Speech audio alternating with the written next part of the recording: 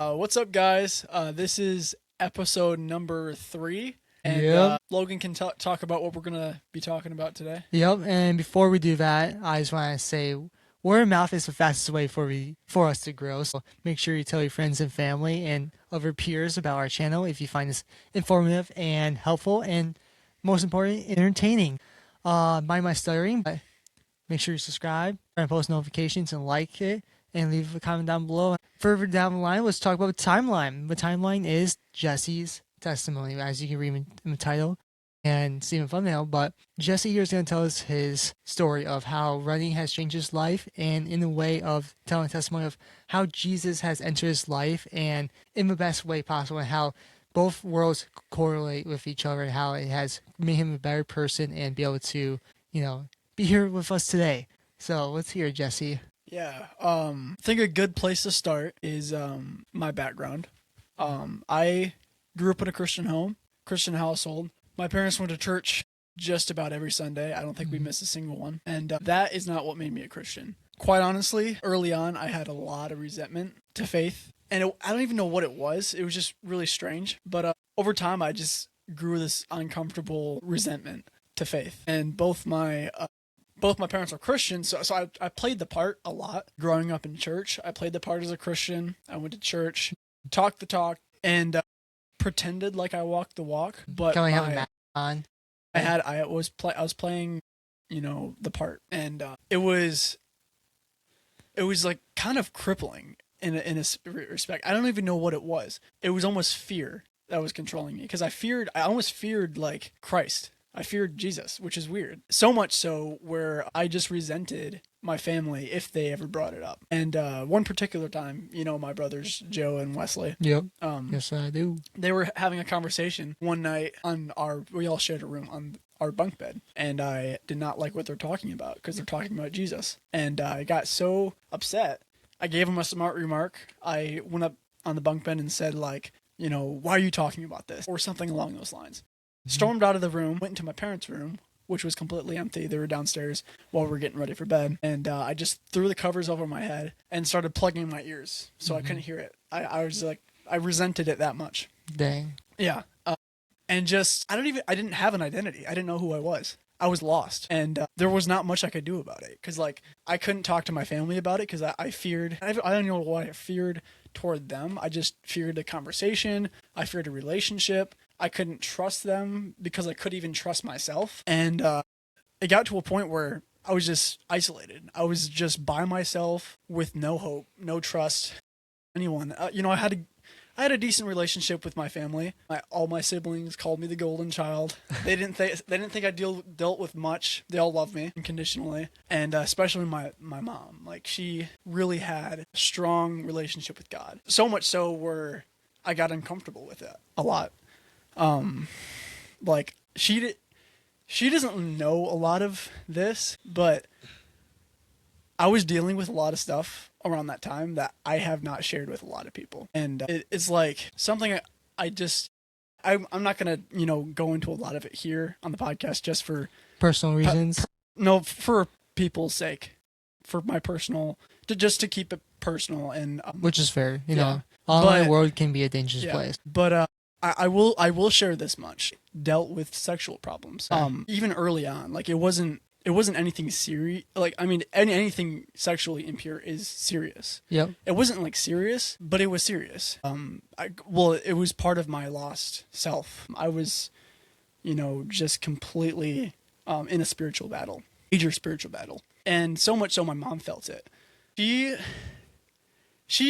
had this special connection with me that I really didn't understand until later in my life. But she was a prayer warrior. Like, I've never seen someone pray so much in my entire life, and especially out loud. We would pray every night as a family, and she would pray every night for me and my brother and the entire family, but specifically for my faith, for me to come to Christ.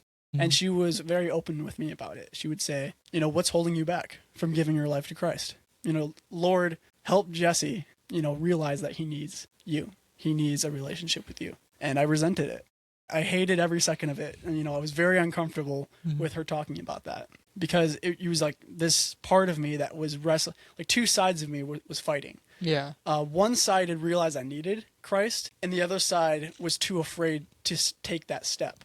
And though both sides were battling against each other in this battle inside my soul, and it felt like the devil had a grip on me, I could not shake. And it was real. Like, it was something I... Was the fear like was the fear kind of like you think Jesus wouldn't accept you? Not really, because I knew he would. I knew who he was. Okay. I grew up in a Christian household. And the fear is undescribable of what I was feeling, but it was the devil's way of telling me, like preventing me from taking a step towards faith. I guess it was more of like what people would think of me. Just this insecurity, basically the fear of insecurity. Like, I just didn't have an identity. I wasn't strong, and that caused me to fear anything. Like, I don't even know what I was fearing. I was just fearing something. Gotcha. Early in my childhood, I don't know what time it was. I don't remember this, but my mom remembers it so strongly. So I sleptwalked a lot. Like, I was a sleepwalker. Okay. Weird. Like, this is new to me. Yeah. I don't do this anymore. This is just in my I childhood. figured because we've shared a room a couple of times, I've never seen you sleepwalk before. This is before I met you. Okay. But one thing that a lot of people don't understand about sleepwalking is you're in a dream. You're in a dream, and you're experiencing it while you're sleeping. And that's what I was doing. I was like actually sleepwalking. But what people don't realize a lot of the time is I was actually in a nightmare when this was happening. And every time I was sleepwalking, I was currently in a nightmare. And nightmares were consistent every night. You know, that's why I'm so confident today that was a spiritual battle. Because on a daily basis, nightmares just flooded my mind every single night. And I had no control over it. I feared the dark. I had to have a light on every single night. I had to have a fan on so I couldn't hear anything.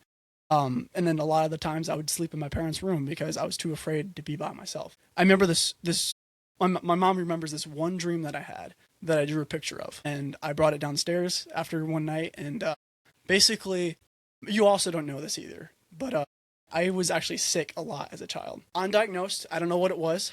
It had this major illness that was preventing I had really terrible breathing problems, like serious breathing problems. So much so where I was in and out of bed all the time, just really sick. I had like these black circles under my eyes throughout my entire childhood, like the early childhood. Okay. I was just a really unhealthy kid, just really, really sick. And my parents didn't know what it was. But I remember this specific time, this dream that I had, I was dealing with a lot of sickness. I was like really sick. Hard time breathing, just a lot of illness.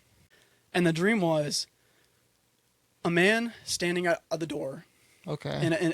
In black. And I was in the bed, ill. And the man in black, who my mom described as a Grim Reaper, was knocking at the door trying to take me. And my entire family was not letting it happen. They were holding the bed down, holding me away, and not letting this Grim Reaper take me. And after I showed that picture to my mom, she went into huge spiritual warfare. Like, she was praying earnestly for me. Like, it brought on her a level of fear to the level that I had. So my fear of not coming to Christ was reciprocated onto her of a fear for me. And the devil was controlling her through that. The devil was, using, like, saying, I have a hand in Jesse. Like, basically she said this is what she was feeling. I have a hand in Jesse's life, and I'm going to control him through you, through his fear. I mean, through you fearing him, what's he's dealing with. And, I don't know what time this was, but she basically told, she basically like told the devil, like, I'm not listening to you. My allegiance is with God. I am not a slave to you, and you are not going to control me through fear. And I think that's when things started to change. I don't know what time this was, but I just started to change, like, slowly but surely. I don't know what time. I don't know a specific time that my life actually started to transform. Maybe it was just like step by step of your mom's praying for you, and you're just slowly lighting up. The God definitely softened my heart throughout the years. So as I said a couple times, I didn't come to Christ until after I started running. After I started, running for CHAP, and this is like my 6th grade year. I was still sick right before then, and something happened. Something really weird happened. I wasn't sick no more. When I started running, I could breathe really good. I don't know what happened. But when I started running, something changed, and I felt like this burden of illness was just lifted. And it seems like running was the cure to my illness. And maybe it was around the same time that my mom, prayed. Maybe it wasn't. But I'm guessing that's what it was. When she, really took this burden that she was feeling and then solved it through, prayer and drawing closer to God. And I could be wrong, but I'm pretty sure, that might have been the time, my 6th grade year. And things only started to change since then. Like, since that point, things started to change. And I saw, how a lot of the people on the team, acted, and they were different. Annika and Sophie, the coach's daughters. Yep. So many people on the team were really strong Christians, and I saw it. And,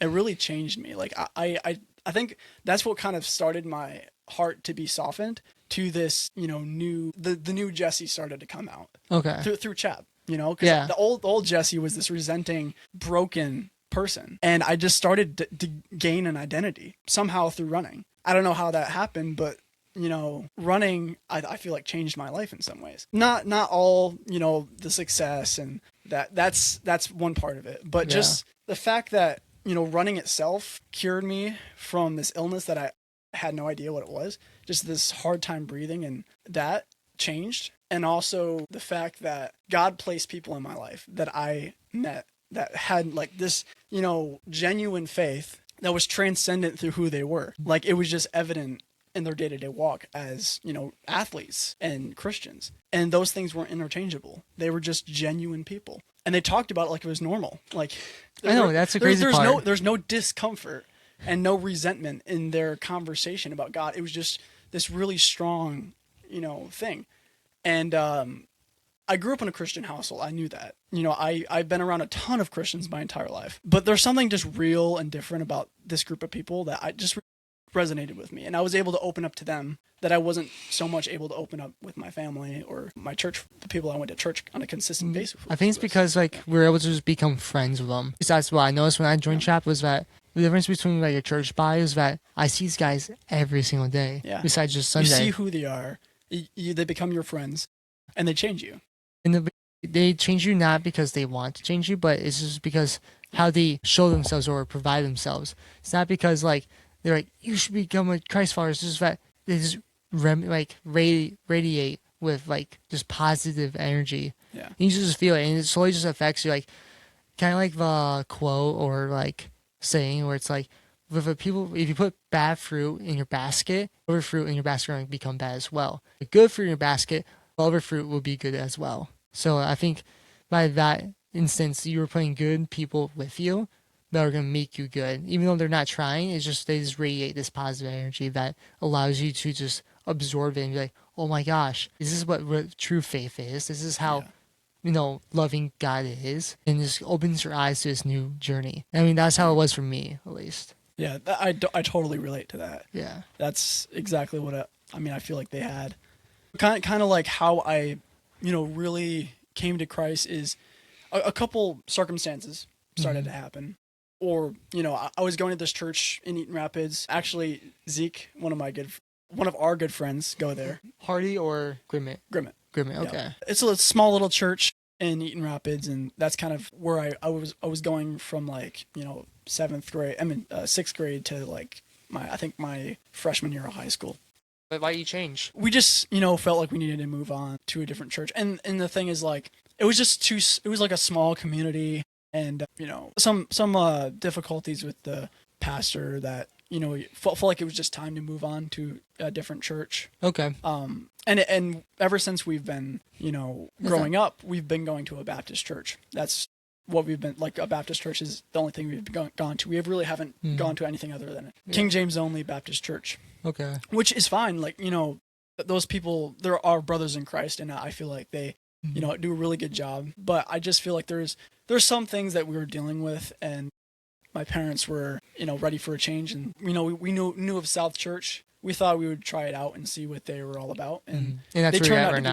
That's where I'm at right now. I'm at South Church. And they're really good people. Like, the same type of people that I met through Chap, like that were going to this church, and just genuine people. That's good. And that, I mean, I started going there after I came to Christ. I came to Yeah. Christ at this, small little church.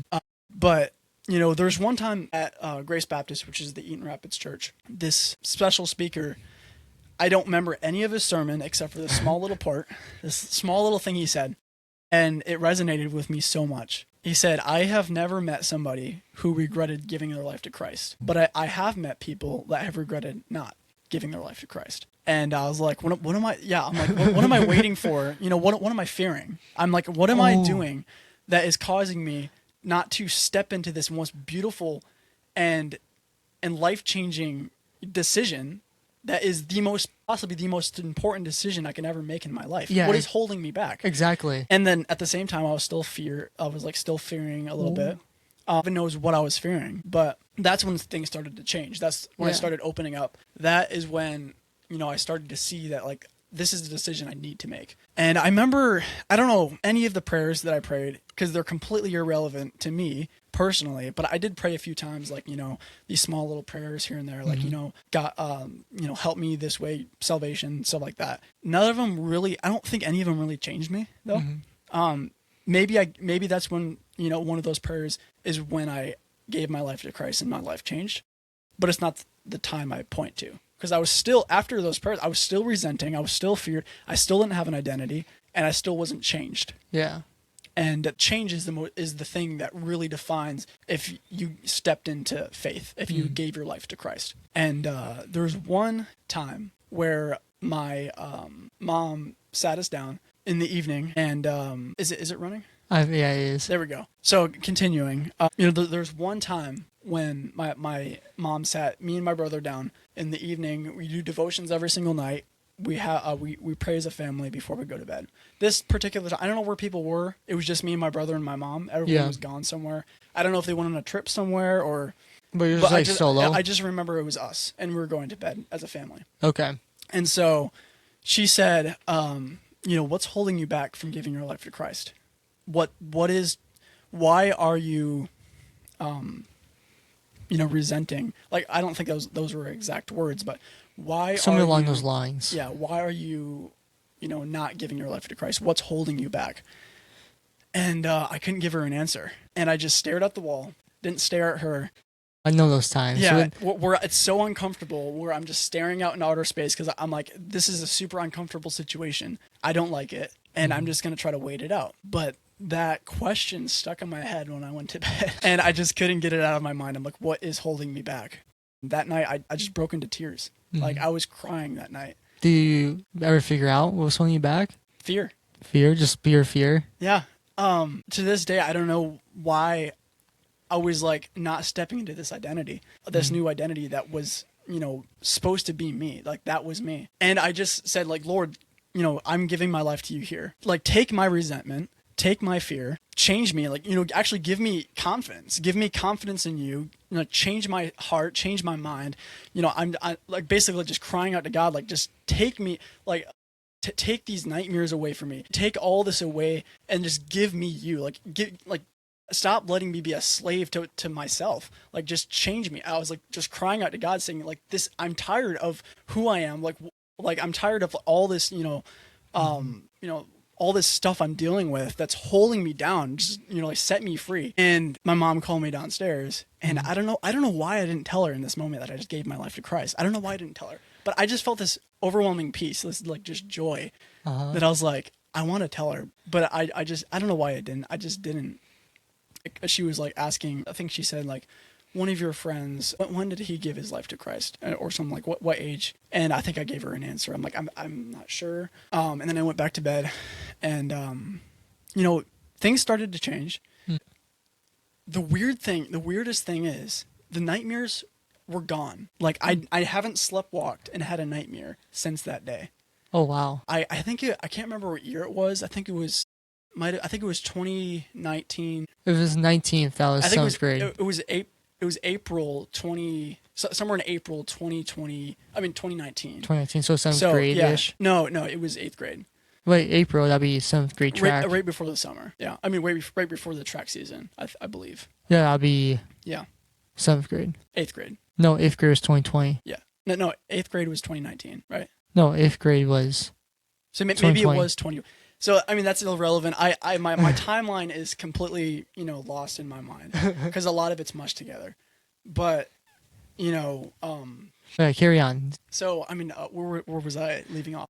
So you were talking about how your mom was asking you when your friends gave their life to Christ, then you are now soon feeling this joy and like starting to feel better and not having nightmares anymore. Yeah, yeah. I mean, so after that day, things started to change. I started, getting a better relationship with my mom. That's good. And I said the nightmares were gone. Of course, my illness was gone for like a year, For a year. or 2 years. I haven't knows how long it was, but like, just You haven't been sick This in new a sense. niece, no, not since. No, Okay. I mean, you have an illness every year. I But, know, but like that that sickness. specific, consistent, hard time breathing was gone for good. Okay. I really didn't have. Did anything your similar pneumonia to ever that. scare you? When you had a hard time breathing with your pneumonia, did that scare you that was coming back? I did have a little bit of a what is it, deja vu Yeah. when I got pneumonia, because like that's kind of what I was experiencing. I mean, not to that extent. I think the pneumonia was a little bit worse that I had, last year, Okay. but it was a little bit of deja vu. Okay. Sorry, I totally just cut you off. Yeah. So, anyways, like it was a couple months later, and my siblings were gonna go on a trip. Me, Joe, and my older sister Abigail. Okay. We're gonna go on a trip to Pictured Rocks over in the UP, Like, up in the peninsula. It's a beautiful location. It's over in Lake Superior. okay. So we're gonna go backpacking over there and going on a trip. So we're all we're going crazy. We're packing our car. We're gonna head out, just the three of us. And right before we left, my mom stops me. It was just me and her in the kitchen, and she asked me the question again. So like, have you given your life to Christ yet? And I said, I have. Amen. I was like, I did. And she's like, when did this happen? And I told her, that one night. Well, was she expecting Yeah. to say no? I don't know. Maybe the reason why she asked, like, when are you or have you given your life to Christ is because I think she did see a little bit difference in me. Like, Okay. I was a little bit different. And I said, yeah, I did. And when we left in the car for that trip, I just felt so free. I felt bet. so much joy. Like something you can't describe. Like I was basically a slave all the way up until that point, just holding so much inside my soul. Like when you hold stuff inside your soul, it like eats you from the inside. I just felt free from that point. That trip was amazing with my siblings. We just had a great time. The three of us, just really, really having, family time. After that, just things started to change. My mom also asked me, she's like, oh, if you're a Christian now, you're going to get baptized, right? I was like, yeah, I'll talk to the pastor about it. So I went to our current pastor at the small church, and I was like, yeah, I kind of want to get baptized. Mm-hmm. And he's like, oh, yeah, so, I'll sit you down. I want you to go over your testimony, how you came to Christ. And then I'll see if we can find a date that we can, baptize you and stuff like that. So, yeah, eventually a couple people, we had like a Sunday evening that, a couple of people got baptized as well. So I went, cool. I went up there and got baptized in the back of, like they have the tub. A lot of churches have the tubs in the back. Oh, not the tub. It's like the communal. I don't even like a lot of Baptist churches have like the baptismal behind a stage in the pulpit. So I did it there. Okay. And after that, even more free than I felt before, because now I could step into this identity that I knew was calling me my entire life. And since I finally stepped into who I was supposed to be, I just didn't have that burden of trying to fake it, trying to be this different person. Like I just genuinely was it. I was a Christian. I didn't have to fake it anymore. And and then, I started to translate that into my running life. I can't remember. That's why I'm a little bit, skewed on when this all took place, because in cross country, my 8th grade season, my last 8th grade cross country season, that's why I believe that this all happened before this point, because I was running in the Stockbridge Invite, and this is the very first, this is the one of the very first races of the season. I'm not sure. It's like mid-season anyways. Yeah. But I had a great season that year. Like I was, me and my brother Joe, we trained like dogs that year. We were training like crazy. Like Joseph would wake me up, tear the blankets off my bed. Oh, I remember this. Yeah, and he would just like say, we're going for a run. We're gonna crank it out. We just ran every single day, at least 6 miles, possibly 8. Like 8. 8 miles every single day, something like that. And we joined a running club too. Every Saturday they would do workouts and stuff, and we were just training like crazy. And that season was like a really transformable season for me because like I was really stepping into this new sport, and I was like getting involved. I was on there's no varsity for middle school, but I was I was the leader of the team at this point because Enoch was the fastest. He was with me at the time. This time he was with you. So this race, I don't know what happened. I just did something different. Like I don't know if it was the Holy Spirit or something just came over me during this race, and we prayed before we ran, and it was like God telling me like you need to pray this entire race. And the entire race, like every step I took, I was like just having a conversation with God.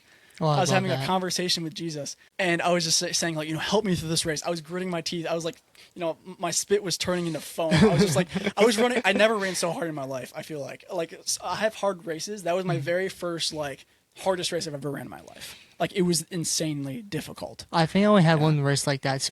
Kind of like contribute is that remember my first national race with OCC, and I twisted my ankle. Yep. That whole race, I was just talking to God. I was like, dude, it helps so much. It was such it's a like so crazy moment. I think without God, I definitely would have not finished the race because oh my gosh, because I don't know if you were there because I yelled at you and the guys when I was coming by. I was like what was I? Was I smiling? Or I'm pretty sure I said something, but I was in so much pain. I was like, I was about to drop out. Oh yeah, that's right. I looked at you guys and kind of just like waved, kind of like I'm good, but actually I was you're in searing pain. In searing pain. It was so miserable. I'm like, just give me the strength, Lord. Let me run this race for you. And again, when I finished, it was so much joy, and not just joy to me, but joy to others around me. Because I remember our friend Julian Edwards.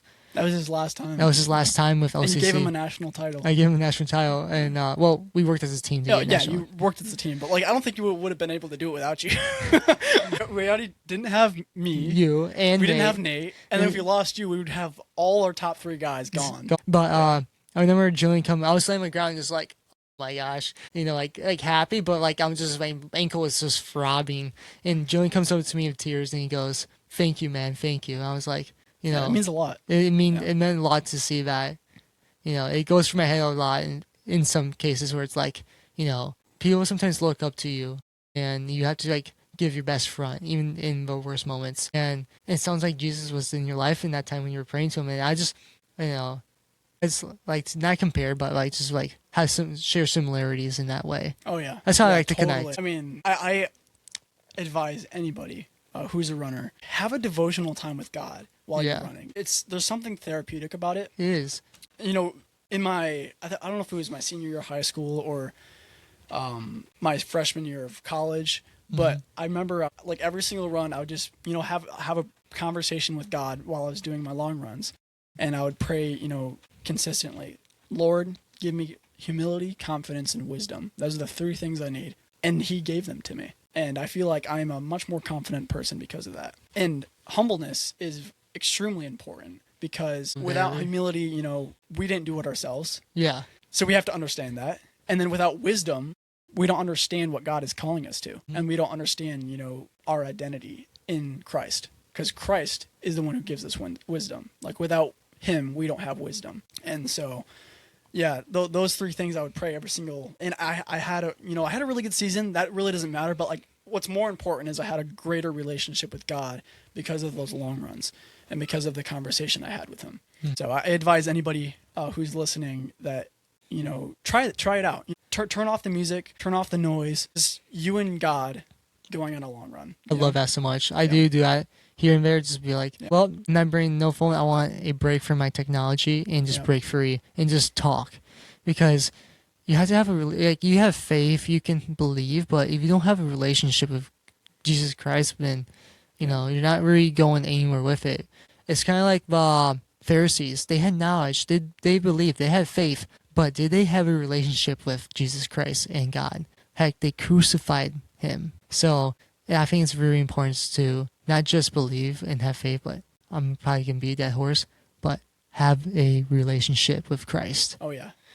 So to kind of continue the story. Continue. I'm loving this so much. So that race that I ran, the very first time I felt like I, prayed consistently throughout this race.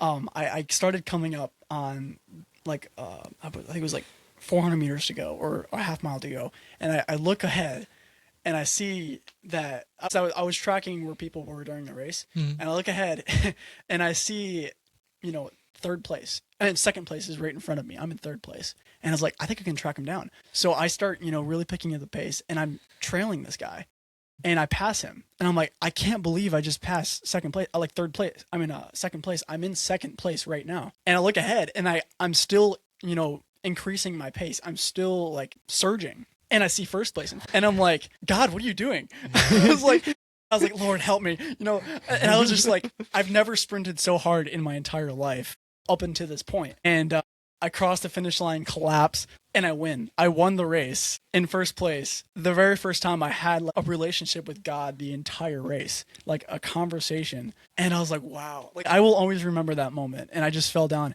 It was a 3,200 meter, not a 2 mile. It was a little bit short. I don't know, because it was that Stockbridge invite for middle school. And I ran the fastest time I've ever ran in my life. It was 10:53 for the 3,200 meter in middle school. Well, he ran faster afterwards, but after Yeah. that point, that was But his up fastest. to that point, that was the fastest I ever ran in middle school, and that record is still on the school record list. As first? Number one for the 3,200 meter in middle school. Dang. Yep.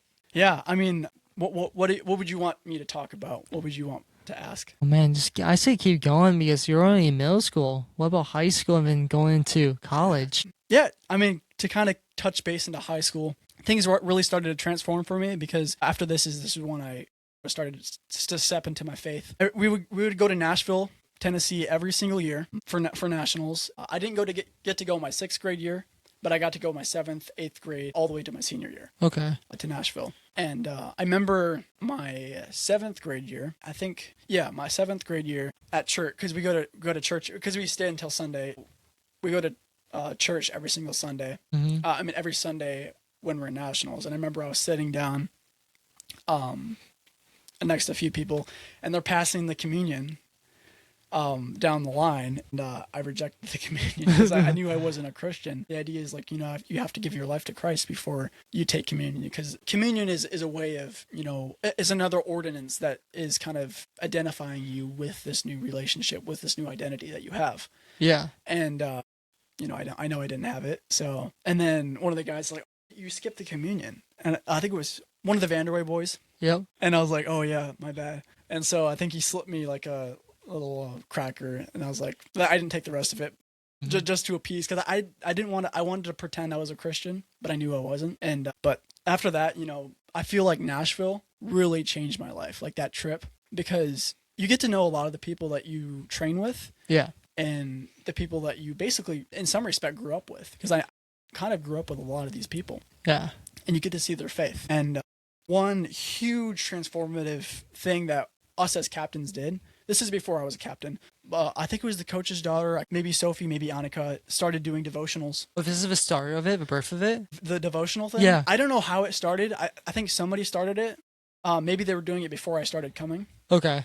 But they're like, we're going to have these people every single night do a devotion, either in the morning or the evening. Each captain will have a chance to, give a devotional, like straight from scripture. And that really helped. Like, I think those devotionals were a way to connect us to each other and like just kind of grow together in a relationship with God. And also, running the race, it's just a really cool moment. Like, you have so much fun on that trip, and just like kind of like settle down, come back to like what really matters. Yep. Each night I feel like was like really refreshing.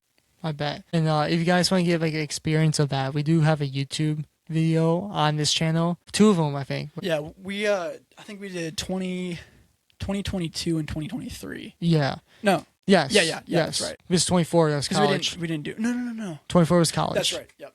So that's correct. So you guys want to check out the experience of that? We do have those 2 years up for watching. So don't click off this just yet, but you could definitely go and check those out.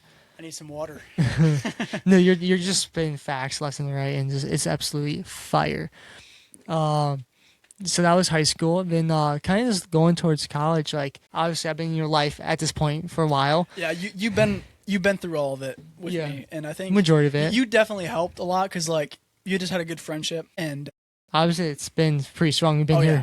here. We've been friends for like 8, 9 years. Heaven knows. I'm Yeah. gonna say 6 or 7. But yeah, it's just crazy. I mean, I've been with you, but they haven't. So Yep. let them know how leaving from like the end of high school going to college. How is that, either strengthen your faith or provide new challenges? Yeah. So, do you remember the time me and you both sat down with Coach Robinson at Taste Coffee, Yes. which is owned by some people that were Vanderways. the Vanderways, who were on the team with us. He's like, let's go to Taste Coffee and we'll talk this over, because he was trying to recruit us to run for LCC.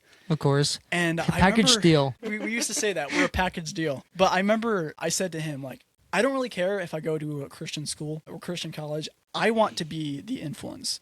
I know a lot of people say, oh, I want to go to a Christian college. Like a lot of Christian families, like, make their kids go to a Christian school or a Bible school. Which there's a fear of your Yeah, kid, like it's beneficial. But if you were already a strong Christian, I would actually encourage you to go to a secular because school. a real way to be a true Christian of God is to spread the faith and evangelize. And I feel like some people are or their parents are afraid, like, oh, I don't want my kid going to this dark, school where they could get drinking, partying, doing drugs, just doing things that are in sinful nature. But it's like, if your kid is strong in faith, you shouldn't fear of that. No, Actually, not at all. you should encourage your kid to go there and spread the faith and evangelize. Yeah. But I'm not saying throw your kids to the dogs. Nah, But don't. what I'm saying is, like, Don't do that. if you can see that your child has an identity already in Christ and they're strong, they can be a huge influence on people on campus. I've seen it. As I've already said, I go to South Church. Grace and Truth is the college ministry that I joined because I was in the high school ministry when I started going there in my sophomore year of high school. So I kind of joined them, and then I knew Travis.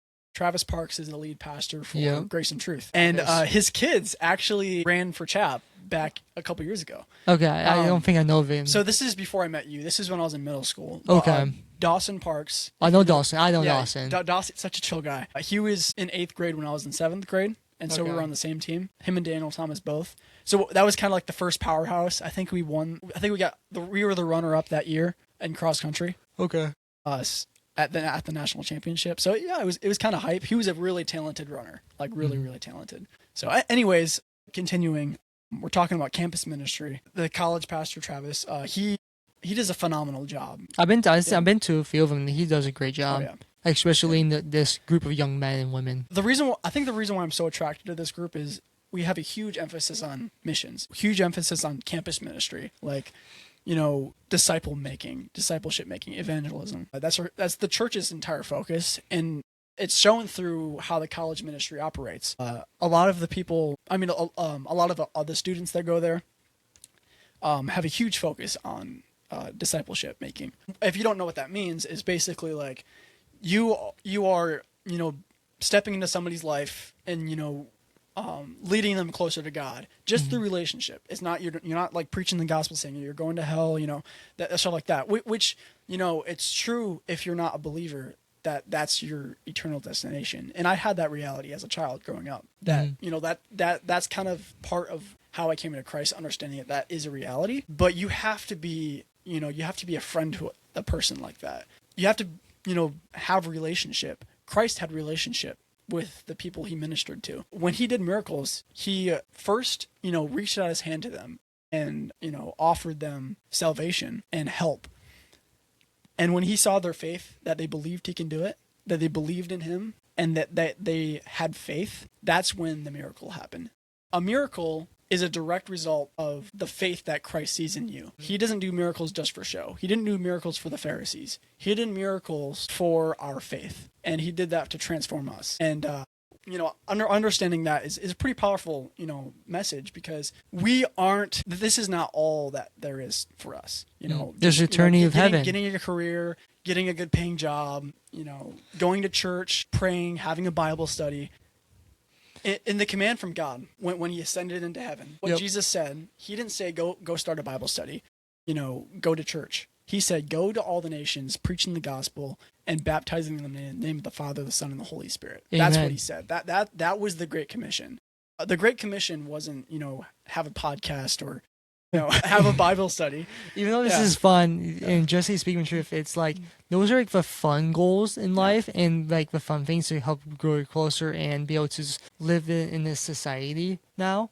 But Jesse is right. We need to be more open on what is the true nature of God and what He really wants, which is discipleship and evangelism, which is just going to people and being like, "Hey, I want to help you." Stepping along, like doing life with them alongside them. Be their and then stepping drawing stone. them- Just be their stepping stone. Like, I feel like we do a lot of things going to different nations and spreading the word, but I feel like we also don't look at our own nation for help. Like, look at America, for instance. Like, we have a lot of corruption and a lot of sinful nature in our country. So it's like, I feel like it's good to like venture out to China and other countries that need our help. But I feel like we need to cure the poisonous, sinful nature in our country as well. Yeah, it's right here in our back door. You know, Exactly. a lot of people, when they think of missions, they think of, you know, like Logan said, going across the sea. Yeah. You know, going to another nation. But we have a mission field right here. We have a mission field in the on college campuses, and you know, I've seen it firsthand. You know, I've invited people to Bible studies. I've invited people to Grace and Truth nights And that's stuff. the simplest thing. Yeah, just being a friend. That's the biggest I mean, that's what I mean. evangelism you can do. Just being friendly. I mean, that's what happened to me. I mean, Jesse was just my friend, and he has led me to Christ in a different level than I ever expected. You know, I thought I knew Christ. Heck, no, I didn't. You know, Jesse and a lot of my friends have shown me a different path by just being friendly and just being nice, leading me the correct way. And that's all it takes. It takes one or two friends to be like, "Hey, you want to go to church? You want to go to Bible study?" By like, I don't know, the senior year of high school, I think I was going to like at least 5 or 6 different Bible studies. I think this last year, I was in probably 4 Bible studies. Yeah. 4 separate Bible studies. One was through Grace and Truth, which is the guys' Bible study. Okay. Then I was in another Bible study with one of my good friends that invited me to it. It was just kind of random. Oh, was that at Brody Hall or something like that? No, that's the men's Bible study. That's at Brody Hall. Okay. Yeah. But this is another one. We just did it at his house, just something small. Okay.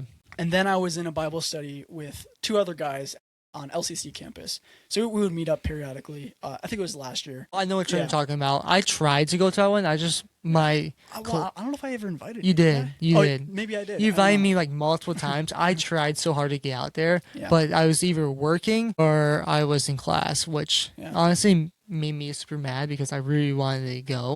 Yeah, it's okay. Ryan, remember Ryan? Oh yeah, Ryan Steiner. That's also the men's Brody Bible study. Yep. He kept inviting me as well. Yeah. And I really wanted to go and be with you guys, but my schedule said no. Yeah, I mean, it's good to be busy, but sometimes business is bad. Sometimes busy is bad. Sometimes busy is very good. bad. No, I say it's very bad. Sometimes be too busy because there was one point where I was missing church. I wasn't reading my Bible. I wasn't praying because I was just too busy. I was too wrapped up in my mind because my schedule was just hectic. You saw it firsthand. Remember beginning of the season in cross country college. I was just all over the place. I was just dead. You saw me. I was just tired. I was just not in it. As soon as I got my schedule fixed and I free up some things, started going to church more again, read my Bible more, getting a relationship. Started rebuilding my relationship with Jesus. Oh my gosh, I felt so much better. That's just something that you need to keep in mind. So that you need to keep Jesus in your life. As soon as you push him away and start focusing on other things, your life is gonna feel hectic. Yeah. And I wish I went to more Bible studies, especially with you. I mean, just because you're, a Christian and you gave your life to Christ doesn't mean you can fall back. Yeah, doesn't mean you're like going to be sinless. Like so many people say like, "Oh, you're a Christian, you're sinless." No. Oh, no. No, not at all. I've dealt with sins constly. Always. After being a Christian. And even today I still deal with today. That's just the power of free will in our lives. There's so much like this is a little heavy. Okay. But hit me with it. I'm not gonna say who this was. Okay, fair enough. Just for his sake. He was on the team, but he came up to me and he's like, I have been dealing with pornography a lot. He's like, it's been, I hate myself because of it. He's like, is there any way you can help me? And I came I basically opened up to him and I said I'm dealing with the same thing. Even after being a Christian, it's so destructive. It's not like pornography. With that, it's I don't really have to censor that word. We might have to. No, it's a podcast. Oh, can and we? the thing is, there's hard things in life. There's hard, realities that we have to deal with and face on a day-to-day basis. Okay. And even as a Christian. I'll leave it in there. I was going to censor like the message. I was just censoring the word. So anyways, he came to me and he's like, is there any way you can help me? So we sat down and I think I don't know if it was just 2 separate times or it was a different time that we met up. I think we met up later on, just the two of us, and I brought my Bible and I was like, here's some Bible verses that really would help you. I forget which ones they were. But I think I know who you're talking about because I've talked to the same guy. Has he talked to you as well? Yeah, during this time. Anyways, like those Bible verses is what really helped me personally. Like that's the thing about discipleship. That's why our church is so heavy on discipleship, because the thing is like you may think you're helping another person, but you're really helping yourself as well. Like when you draw somebody closer to Christ through friendship, you're actually drawing yourself closer to Christ as well. And you are saving, you are helping a part of you that you didn't really, you can't help yourself. Helping somebody else somehow helps yourself, like heals you. And I actually gained a lot of victory over it, and I've never been more free. And it was just that first interaction that I think what I said to him is like the battle is not in your actions, the battle is in the mind. If you can battle, it correlates to running as well. Because if you think the battle is just physical, you already lost the war. You already lost the battle. The battle is in the mind. If you can win the battle in the mind, that is when success happens. That's when you win. There's a lot of times I didn't want to get out of bed and go for a run or train hard. It's difficult. But once you fight that inner temptation in your soul, and fight that, battle in your mind, that's saying, oh, you want to be comfortable. You just want to have pleasure. Once you realize that the battle's there and you fight it, that's when you really start to see progress. That's when you start improving. That's when running, related to this concept, you actually, start seeing success in your life. And I think running has so many parallels and correlations with, your relationship with God and how it changes you. And I think there's, like I said in the previous podcast with you, that there's so many cross references in scripture about running as a sport in the Bible. Yeah. It's really cool to see how that works. Yeah. It's very powerful that Jesus can do. It's just, I praise him I praise Jesus that he's in both our lives, and this is amazing work that he does day-to-day basis. Yep. And if you think you're alone, you're never alone with him in your life. Never. And also, speaking of like this sexual nature and everything, the best way, if you guys are battling this type of sin, it's not just a sin against God, it's also a sin against your own flesh. And the best way to like combat this and go and fight against this harmful sin that many men and women go through to a day-to-day basis is to not fight this alone. Like our friend, he came to us seeking for help, and that's the best way to do it. You can't fight this alone. You need someone else there praying for you and helping you along the way. Yeah. And I highly recommend, if this touches you some way, talk to your parents. They're not going to hate you for it. Talk to your friends. If you're scared of your parents, talk to your friends. Talk to them about what's going on in your life. Have them pray for you.